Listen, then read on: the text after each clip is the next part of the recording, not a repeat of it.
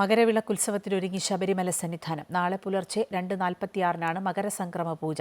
അയ്യപ്പന് ചാർത്താനുള്ള തിരുവാഭരണം വഹിച്ചുള്ള ഘോഷയാത്ര നാളെ വൈകിട്ട് സന്നിധാനത്തെത്തും. മകരവിളക്ക് ദർശനത്തിനായി ദിവസങ്ങൾക്ക് മുമ്പേ തന്നെ നിരവധി ഭക്തരാണ് സന്നിധാനത്ത് പർണശാലയൊരുക്കി കാത്തിരിക്കുന്നത്. കാനനവാസന്റെ പൂങ്കാവനത്തിലെങ്ങും പർണശാലകൾ. അവിടെയെല്ലാം ശരണമന്ത്രങ്ങളുമായി അയ്യപ്പന്മാരുടെ കാത്തിരിപ്പ്.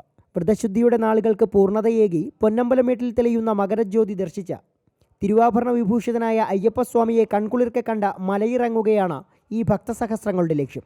ഇനിയും വരാനുണ്ട് ആൾക്കാർ, വന്നുകൊണ്ടിരിക്കണമായിരുന്നു. പമ്പയിൽ നിന്ന് തുടങ്ങി വന്നുകൊണ്ടിരിക്കുക, മുടങ്ങാതെ 58 വർഷം.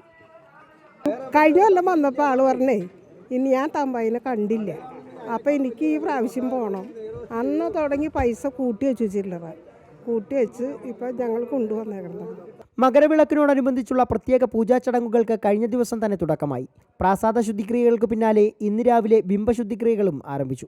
നാളെ പുലർച്ചെ 2:46 മകരസംക്രമ പൂജ.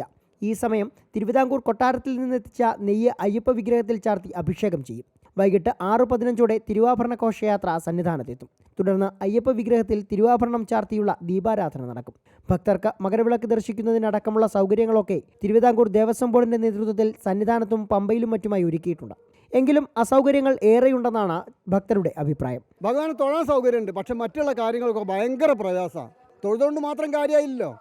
10-40 1.5 മാസം നോലും പിടിച്ചിട്ട് ഈ ഭഗവാൻ ഒരു കാഴ്ച കണ്ടുകൊണ്ട് മാത്രം ഇതായില്ലല്ലോ. ഇവിടെ വന്നിട്ടുണ്ടെങ്കിൽ ഒന്ന് കുളിക്കുക, എന്തിനെങ്കിലും ഒരു സൗകര്യം നല്ലപോലെ ഉണ്ടോ? ADGP MR അജിത് കുമാറിന്റെ നേതൃത്വത്തിൽ 25,000-ലധികം പോലീസുകാരെയാണ് മകരവിളക്ക് ഡ്യൂട്ടിക്കായി നിയോഗിച്ചിട്ടുള്ളത്. കേന്ദ്രസേനകളും ഇതര സംസ്ഥാനങ്ങളിലെ പോലീസുകാരും സുരക്ഷാ ഡ്യൂട്ടിക്കുണ്ട്. മണികണ്ഠസ്വാമിയെ ദർശിച്ച മകരവിളക്കും തൊഴുത ഈ മനുഷ്യായുസിലെ ഏറ്റവും വലിയ പുണ്യം പേറാനുള്ള കാത്തിരിപ്പിലാണ് ഈ മലമുകളിലേക്കെത്തിയ ഓരോ മനുഷ്യരും.